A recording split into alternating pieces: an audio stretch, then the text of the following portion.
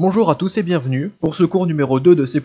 Bon, pour rappel, dans les derniers cours, on avait vu les bases du C++, de manière extrêmement générale quand même, et je vous avais laissé sur ce petit code, en vous ne disant absolument rien de comment ce truc fonctionne. Et bien on va commencer aujourd'hui, puisqu'aujourd'hui je vais vous présenter un truc extrêmement important en C++, et en vrai en programmation tout court, les variables. La structure sera très similaire à ce que j'ai fait au dernier cours, donc une partie très générale qui peut s'appliquer à beaucoup de choses, et ensuite une focalisation sur le C++.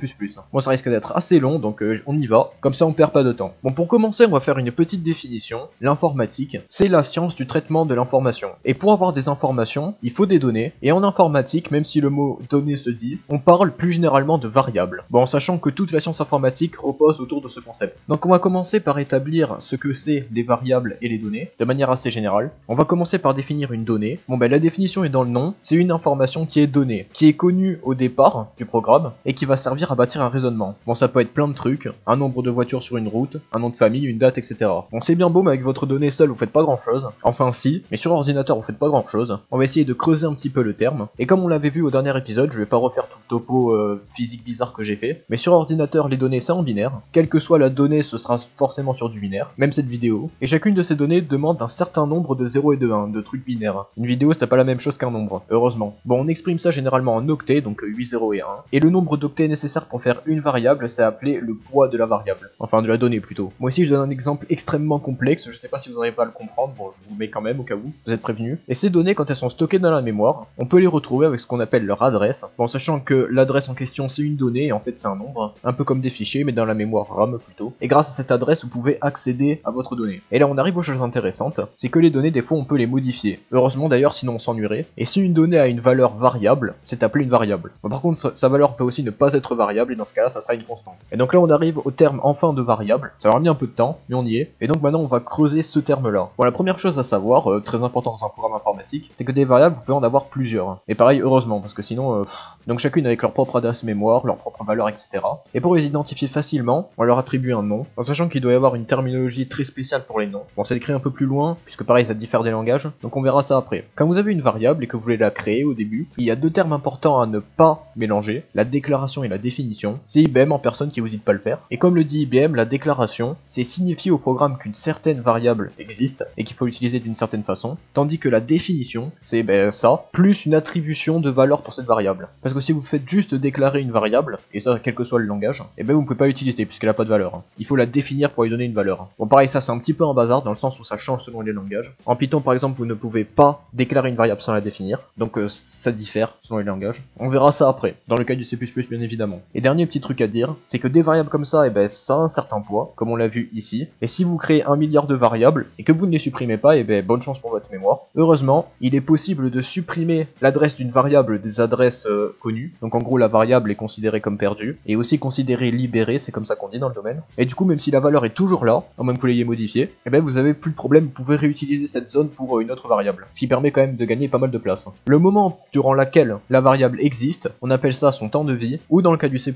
sa portée. Parce que pareil, ça dépend des langages, même si en vrai, c'est tous à peu près la même chose, et heureusement d'ailleurs. Et dès que vous avez tout ça, déjà vous pouvez commencer à créer des variables. Enfin pas encore en C++, mais au moins vous avez l'idée. Mais après tout ça, c'est quand même pas mal de savoir les utiliser, les variables, donc on va voir ça tout de suite. Bon, la première utilisation, qui est super évidente quand même, c'est de la lire. Jusqu'à là, bon ça veut pas dire grand chose en vrai comme ça. L'idée c'est de passer l'adresse de la variable au processeur, pour qu'il puisse ensuite réaliser une opération grâce à cette adresse, sans la modifier. C'est important d'ailleurs de le dire sans la modifier. C'est ce qu'on appelle une lecture. Un exemple de lecture, en assembleur du coup, pour rester bien bas niveau, c'est l'expression logique AND, et, qui prend deux opérandes et remplace le premier par la valeur. Du coup la deuxième est juste lue. Ça c'est un exemple de lecture. Et en général c'est l'utilisation principale d'une variable, à un moment ou à un autre. Et si votre variable n'est pas une constante, vous pouvez même modifier sa valeur. Bon ça aussi c'est très utilisé parce que voilà, c'est la base quand même. Et vous pouvez lui attribuer la valeur que vous voulez, tout court en fait. Théoriquement il n'y a pas vraiment de limite. En C++ il y en a, mais en assembleur pur compliqué, il n'y en a pas vraiment. Bon pareil, il y a des instructions de processeur qui permettent de faire ça. J'ai pris l'instruction add comme exemple, qui réalise un calcul plus, et qui remplace le premier opérand par le résultat. C'est comme ça souvent en assembleur. Et donc le premier résultat est est modifié par le calcul. Donc une opération précise, et enfin un truc utile. Donc si vous voulez faire un truc qui ressemble à quelque chose, ben c'est nécessaire. Bon, avec tout ça de présenté, on résout la moitié des problèmes, parce que pareil, si je vous demande de créer un jeu 3D avec end et add, et ben bonne chance. Et heureusement, le C++ offre un paradigme de programmation ultra cool, donc tout ça on l'avait défini au dernier épisode, qui s'appelle la généricité. L'idée c'est de normer très précisément les valeurs, selon un système qui s'appelle le système de type. Si une variable a un certain type, elle doit être utilisée d'une certaine façon, sinon ben d'une autre façon. Bon, le problème c'est que des types, il y en a 200 milliards en tout, au moins, parce que chaque langage a son propre type, chaque librairie a son propre type, chaque code, chaque personne, ouais bref. En plus, certains langages utilisent un système de typage dynamique comme Python, donc si vous avez une valeur de type A, vous pouvez changer son type pendant sa durée de vie. Les puristes comme moi trouveront ça extrêmement nul. Heureusement, le beau et pur C++ offre un typage statique. Le type ne peut pas changer pendant la durée de vie de la variable. C'est d'ailleurs très important puisque du coup, la base des variables en C++ c'est aussi les types, donc c'est un système qui est extrêmement important. Bon, ça étant défini, on va pouvoir commencer à se spécialiser dans le C++, et pour être plus précis dans les types du coup, puisque c'est la base des variables. Bon, déjà, premier truc qu'on va faire, c'est créer une variable, donc directement dans le code. Le problème c'est qu'il y a plein de façons de faire, donc on va faire avec une façon compatible avec le code qu'on avait vu au dernier épisode, donc ça. Bon, avant, il faut que je vous présente un petit peu ce code quand même, et le truc qu'il faut retenir, c'est que ce qui va être exécuté directement dans le programme, c'est tout ce qu'il y a entre accolades. Tout ça là, c'est autre chose, mais on verra ça dans les prochains épisodes. Donc en gros, il y a que ça qui va être exécuté dans le programme. Aussi à noter que chaque instruction C++ se termine par un point virgule. Bon, il y a quand même des trucs qui se terminent pas par des points virgules, mais pareil, on verra ça pourquoi après, plus tard. Et donc pour déclarer notre variable, il faut utiliser cette syntaxe là, le type de la variable suivi du nom de la variable. Par exemple, pour une variable qui s'appellerait par exemple âge, ça serait comme ça. Bon, ce type là n'existe pas, donc là ça marcherait pas, mais c'est pour l'exemple. Bon, avec ça vous avez déclaré votre variable, mais vous l'avez pas définie. Pour la définir, il va falloir rajouter un égal et sa valeur à droite. Donc la valeur qui doit être du même type que la variable. Donc ici il y a un nombre entier, comme 36. Bon, ça c'est quand même assez important, sinon vous pouvez assister à des comportements inattendus, et c'est relou. Et d'ailleurs pour les variables constantes, il faut juste rajouter un const à gauche du type. Et il faut aussi obligatoirement le définir, sinon ça marche pas. Et là cette variable ne sera plus modifiable. Bon, par contre, si votre variable est modifiable, et que vous voulez la modifier, il va falloir réutiliser le symbole égal avec le nom de la variable est égal la nouvelle valeur de la variable. Donc encore et toujours du même type. Donc là vous changez l'âge. Et là vous avez la base pour déclarer une variable. A noter que la partie à droite de la définition, ça peut être soit une autre variable du même type, ou d'un type qui peut être converti en le type de votre variable, parce que oui c'est possible, on verra ça après, soit une valeur hardcodée dans le programme, comme le 29 ici. Cette partie est appelée rvalue, et à gauche c'est lvalue. Et comme je vous l'avais dit, notre variable est entre les accolades, du coup ici, et donc sa portée, ce sera de sa définition à la fin de l'accolade. Donc si on la définit là par exemple, ce sera tout ça. Donc ça c'est la base pour créer des variables. Bon, malheureusement si on s'arrêtait là ça serait trop simple, il y a encore des petits trucs à dire. Le plus important c'est la convention de nommage pour les variables, parce que vous ne pouvez pas l'appeler n'importe comment. En effet le compiler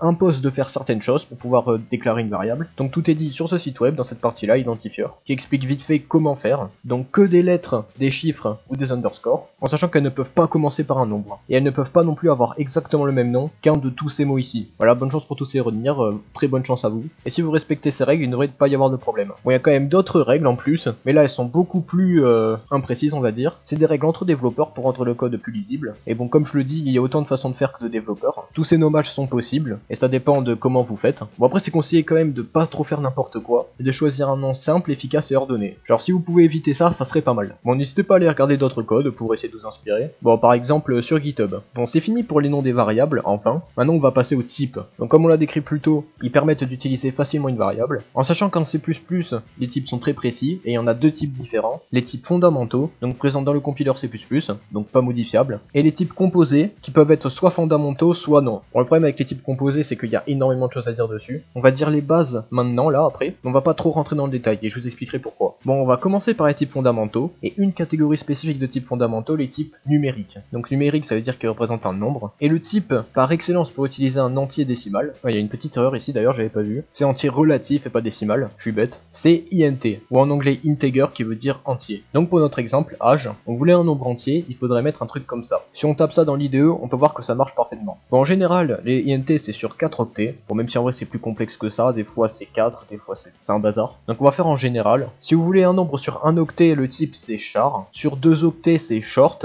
et sur 8 octets c'est long. Bon ça c'est pour la précision, ça dépend de votre utilité. Et heureusement ils sont tout à fait convertissables de l'un à l'autre. Et ça d'ailleurs c'est le compiler qui le fait tout seul, pas besoin de vous le faire vous. Faut surtout faire gaffe à ne pas perdre de données, au cas où ce serait dommage. Pas catastrophique mais dommage. On peut encore aller plus loin en disant si le nombre est signé ou pas. Donc signé ça veut dire si on peut mettre un moins ou un plus devant. S'il n'y a pas besoin, si le nombre est toujours positif, il faut rajouter unsigned devant. Donc comme ça. Et donc là si vous faites ça, et ben ce sera pas possible. Enfin si, mais pour des raisons binaires qu'on verra bien plus tard, ça va pas du tout vous donner moins 36. Comme ça vous avez que des nombres positifs. D'ailleurs INT on l'a déjà croisé dans le programme, juste ici, mais ça on verra pourquoi dans la partie fonction. Donc comme on l'a vu plus haut, toutes les données sont en binaire, et nos amis INT, short, tout ça n'excluent pas la règle, ils sont eux aussi en binaire, mais le compiler est gentil, à la compilation il va remplacer ce 36 par le nombre binaire qui lui correspond. Et d'ailleurs pour ceux qui veulent savoir, ces nombres sont stockés avec ce qu'on appelle le complément à 2, qui permet de stocker facilement tous les nombres, bon selon leur précision comme d'hab, bon sauf pour les types unsigned qui eux n'ont pas de complément à 2 et qui sont directement seulement convertis en binaire, alors que là c'est un peu plus compliqué. Et c'est d'ailleurs pour ça que si vous leur donnez un nombre négatif, ils vont faire n'importe quoi. Bon aussi comme on l'a vu, les variables on peut les modifier, mais si vous voulez les modifier avec des opérateurs, ce qui est quand même pas mal, plus, moins, tout ça, il vous faut utiliser ce qu'on appelle des opérateurs. Dans le cas de l'addition, l'opérateur utilisé est plus, qu'on doit utiliser avec le égal. Il y a un ordre quand même précis, le compiler va faire ça, puis ça. On va faire h plus 1, puis ensuite on va mettre h plus 1 dans h. Donc là par exemple ici je fais h plus 5, donc h vaudra 41. Il est d'ailleurs à noter que égal c'est aussi un opérateur, mais là où plus est un opérateur, comment dire, arithmétique on appelle ça. Bon pas exactement mais on va pas aller trop loin. Égal c'est un opérateur d'assignement qui va changer la valeur de h, et les opérateurs d'assignement sont exécutés après les opérateurs arithmétiques. Bon juste ici il y a précisément l'ordre des opérateurs, je vous laisse aller voir si vous voulez, c'est assez intéressant en vrai. Et tant qu'à parler d'opérateurs, on va parler des autres opérateurs, donc les plus basiques, l'opérateur moins pour les soustractions, étoile pour les multiplications, slash pour les divisions, et pourcentage pour le reste des divisions euclidiennes. Vous pouvez aussi mettre des parenthèses pour faire une séparation plus juste, et vous pouvez commencer déjà à faire des calculs un petit peu complexes, comme ça. Bon si je réalise ce calcul d'ailleurs, avec 36 on peut voir que ça nous donne 3, confirmation au montage, donc c'est cool. Bon il faut quand même garder en tête que tous ces opérateurs c'est pour des entiers relatifs, donc en gros vous avez 0 précision, ne vous inquiétez pas pour les décimaux on ira voir ça après. Bon et si vous êtes un flemmard, vous pouvez combiner l'opérateur assignement et l'opérateur arithmétique avec ces opérateurs, donc l'opérateur arithmétique suivi de l'opérateur d'assignement, donc là plus égal, fois égal, etc. Et c'est un petit peu plus rapide, là vous ajoutez 1. Et si vous êtes encore plus un flemmard, vous pouvez même utiliser les opérateurs plus et moins qui correspondent à plus égal 1, et moins égal 1. Ils sont appelés opérateurs d'incrémentation et de décrémentation, un truc comme ça. Et c'est d'ailleurs de ça que le C++ tire son nom, plus. D'ailleurs les plus, vous pouvez aussi les mettre avant ou après la variable, comme vous voulez. Si vous la mettez avant, la valeur peut être utilisée avant d'être modifiée. Sinon elle est modifiée puis utilisée. Bon en vrai si on regarde notre tableau, on voit qu'il n'y a quasiment aucune différence. Hein. Donc bon, vous en faites ce que vous voulez, mais en vrai c'est moyennement utile. Bon et petit truc particulier aussi avec ces types en question, les types fondamentaux numériques, vous pouvez effectuer des opérateurs binaires avec eux. Bon pour ceux qui s'y connaissent pas en binaire, je vais pas rentrer dans le détail, surtout que c'est pas extrêmement important. Mais par exemple, vous avez l'opérateur binaire d'inversion, vague espagnole, qui inverse les bits d'un nombre, le et binaire, donc un et, le ou binaire, une barre, et le XOR, le truc pour faire les exposants. Vous pouvez aussi décaler les bits vers la gauche ou vers la droite avec ça. Et après, c'est la même chose que pour les opérateurs arithmétiques. Bon, pareil, je vais pas rentrer dans le détail. Bon, les nombres relatifs, ça va 2 minutes, mais si vous voulez utiliser des décimaux, et ben vous êtes mal tombé. Bon, vous inquiétez pas, il y a 2 types pour les décimaux, c'est plus.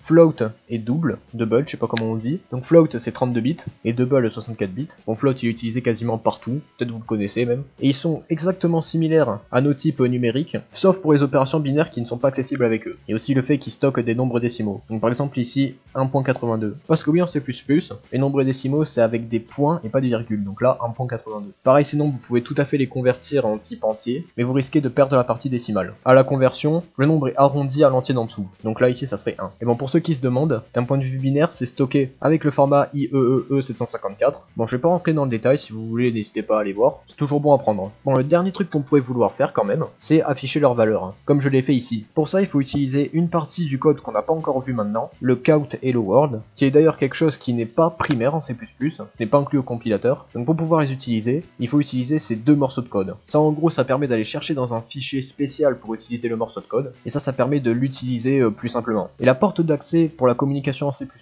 c'est ce petit mot ici, count, qui permet de faire faire sortir des informations du programme. Vous pouvez aussi en faire rentrer avec SIN, il y a des exemples juste après. Dernier truc, il faut utiliser un opérateur aussi avec E. Donc c'est l'opérateur binaire qu'on a vu tout à l'heure, celui-là, bien qu'il fonctionne de manière un petit peu différente avec le count, puisque c'est cet opérateur qui vous permet de faire rentrer du texte. Donc là je fais rentrer Hello World, et si j'exécute, et ben hop, on a notre Hello World. C'est comme ça qu'on peut retenir les flèches qui font rentrer le texte. Et donc aussi simple que cela soit, si on veut faire rentrer notre nombre, quel qu'il soit, il suffit tout simplement de l'ajouter juste après. Donc par exemple ici âge, opérateur puis âge, et hop, âge 3. Bon là c'est parce que j'ai fait le calcul, mais comme ça vous pouvez sortir les informations. Et bon d'ailleurs pour ceux qui se demandent, le endel, ça veut dire fin de ligne. Donc c'est, vous savez ça alors. Et pareil c'est inclus là-dedans. Et pour faire le truc inverse, pour faire rentrer l'information, il faut utiliser SIN, d'où on extrait l'information vers âge. Donc avec ce combo là, si on exécute, on me demande l'âge, je marque je sais pas moi 457, et si j'appuie sur entrée, hop, âge 457. Donc c'est comme ça que les entrées-sorties fonctionnent en C++.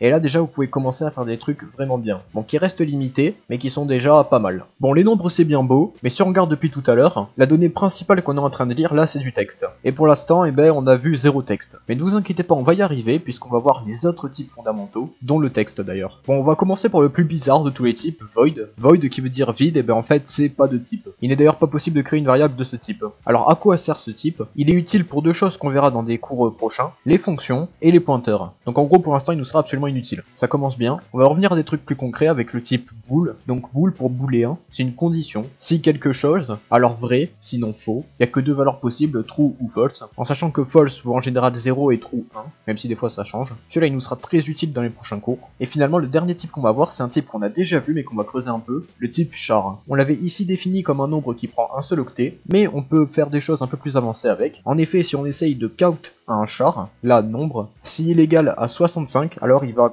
retourner A. Parce qu'en effet, char représente du coup un nombre, mais aussi un caractère de la table ASCII. Bon, la table ASCII, je pense que vous savez ce que c'est. Et si on regarde ici, 65A. Donc vous imaginez bien, pour le texte, ça nous sera très utile. Bon, le problème, c'est que là, on n'a qu'un seul caractère, vous n'allez pas faire grand-chose. Si vous voulez utiliser plusieurs caractères, il faut utiliser un type un peu différent, le type char étoile. Et d'ailleurs, pour pouvoir utiliser un texte en C++, il faut le mettre entre guillemets. Là où un caractère, c'est entre apostrophes. C'est pour ça qu'ici, on a notre texte entre guillemets. C'est parce qu'en C++, c'est comme ça. Donc, de cette façon, vous pouvez définir déjà une variable qui contient du texte. Bon, en vrai, je présente ça comme ça, mais il y a plein de trucs à dire sur cette domination ici. Mais je rentrerai dans les détails dans les prochains cours. Mais un truc qu'il faut retenir avec ce genre de truc, c'est que c'est une manière très restrictive et assez complexe à modifier. Et malheureusement, c'est le dernier type fondamental. Et avec ce type-là, c'est quasiment impossible de vraiment manipuler du texte bien. Bon, c'est pas du tout satisfaisant comme conclusion. Donc pour vous consoler, vous inquiétez pas, j'ai un autre type pour vous, qui n'est malheureusement pas fondamental, mais qui est très ressemblant à ce type-là, à l'exception près que lui, il est très maniable. Ce type, c'est le type string. String, en fait, ça veut dire fil en anglais, ou chaîne plutôt dans ce cas-là. Et en fait, c'est une chaîne de caractères très modulable et assez simple d'utilisation. Bon, le truc, c'est que c'est pas inclus de base au C++, c'est pas primaire. Donc au début de notre code, il va falloir rajouter ces lignes de code. Celle-là, on l'avait déjà vue, donc pas besoin de la remettre. Par contre, il va falloir rajouter celle-là, parce que du coup, c'est dans un autre fichier qui s'appelle string, et il va falloir aller le chercher. Et en sachant que ça fonctionne exactement de la même façon que char n, d'un point de vue définition. Parce que oui, il est extrêmement facile de convertir un char n vers un string. En sachant que convertir un string vers un char n, là, c'est hardcore. Et vous inquiétez pas, on verra ça dans les prochains cours. Donc en faisant comme ça, vous pouvez commencer à utiliser du texte. Bon, il y a plusieurs choses à noter d'ailleurs avec ce texte-là. C'est que comme je vous l'avais dit, il est beaucoup plus maniable. On verra très précisément ce qu'on peut faire avec plus tard. En tout cas, un truc qu'on a déjà vu et qu'on va rajouter ici, c'est qu'il est possible d'utiliser des opérateurs avec les strings. Par exemple, si je fais ça, donc je rajoute cette chaîne de caractères à notre string pays, il n'y a absolument aucun problème et c'est bien rajouté. Par contre, le moins égal n'est pas utilisable, ça serait trop beau. Par contre, vous pouvez rajouter du texte. Comment faire pour mieux manier ces chaînes de caractères? On verra ça dans les prochains épisodes où on parlera de structure de données. Vous verrez, ça va être fun. Et à noter aussi que vous pouvez facilement l'utiliser avec SIN pour demander une information textuelle à l'utilisateur. Par exemple, où vivez-vous? Paris, et hop, vous vivez à Paris. Donc exactement de la même façon qu'avec les nombres, mais avec des chaînes de caractères. Bon, il y a toute une documentation pour ce type. Bon, le truc c'est que là, je vous montre ça. Si vous connaissez pas, vous pouvez avoir extrêmement peur et c'est normal. Je vous expliquerai comment bien lire une documentation C++ dans des cours prochains, en sachant que déjà, avec tout ce qu'on a là, on peut faire quand même des choses incroyables. Bon, c'est fini pour nos types fondamentaux, et pour notre type string du coup, même s'il n'est pas fondamentaux, on n'a rien vu. On va finalement passer à l'autre type de type, les types composés. Bon, ça va aller assez vite, parce qu'en fait, il y a tellement de choses à dire que quasiment chaque type composé mériterait son propre cours. Donc par définition, un type composé, c'est un type qui est composé de plusieurs autres types. D'un point de vue binaire, on a la valeur de tous les types à côté, par exemple un int, un string, etc. En sachant d'ailleurs que le string est un type composé. Et pareil, dans ces types composés, je vois deux autres catégories. Des types composés qui sont fondamentaux au C++, créés directement par le compiler, et les autres qui peuvent être être créé par l'utilisateur. Parce que oui, il est possible de créer son propre type, et c'est ça d'ailleurs qui fait la force du C++. Bon, les deux meilleurs types composés fondamentaux sont les pointeurs et les références. Alors les pointeurs, ça c'est un truc qui fait peur à absolument tout le monde, je sais pas pourquoi, perso, moi je trouve ça cool. Et ces deux types en gros, c'est à peu près la même chose, chacun représente une adresse mémoire d'une autre variable. Donc vous avez une variable, et en créant un pointeur ou une référence, vous allez en fait créer une autre porte d'accès vers la variable. Bon, pour le pointeur c'est plus compliqué que ça, mais je rentrerai pas dans les détails aujourd'hui, parce qu'il y a vraiment énormément de choses à dire. Par contre, dans la référence c'est beaucoup plus simple, puisqu'en fait c'est exactement l'explication que je viens de donner. Et bon, je vais vous en parler un petit peu, et vous dire que pour la référence, il faut utiliser le symbole et, comme ça. Donc j'ai ma variable âge, et j'ai deux références vers elle, sachant que le et est pas la même position, mais sinon c'est la même chose. Et si je modifie h2 ou h3, âge sera modifié aussi. En fait, toutes les modifications qu'on passera à une variable qui est une référence, va modifier la variable qui est référencée. Bon, c'est un peu compliqué, mais en vrai c'est cool, ça a des usages assez utiles. On en verra quelques-uns dans les prochains cours. Et finalement, les deux derniers types composés fondamentaux, c'est les fonctions et les listes, et pareil, tous deux auront droit à leur cours, parce qu'il y a beaucoup de choses à dire. Et pour finir, du coup, on va passer à la création de nos propres types, et qui, encore une fois, aura son propre cours. Il y a deux systèmes possibles, les classes et les unions. Même si ça, c'est extrêmement rare de le voir. Les classes, c'est ce pourquoi d'ailleurs le C++ est aussi célèbre à mon avis.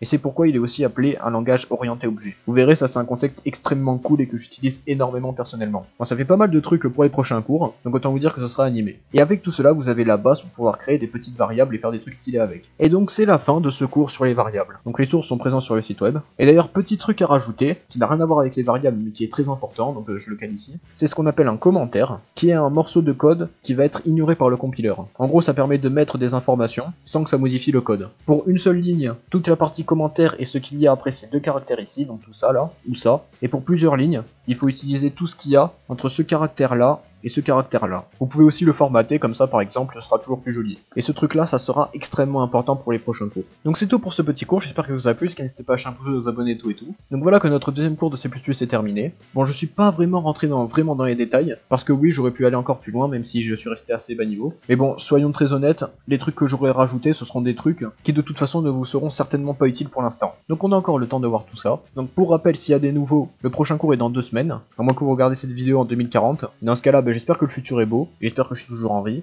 Mais bon bref, donc sur ce, je vous souhaite une bonne journée, une bonne vie, et une bonne création de variables. Et sur ce, je vous dis à plus.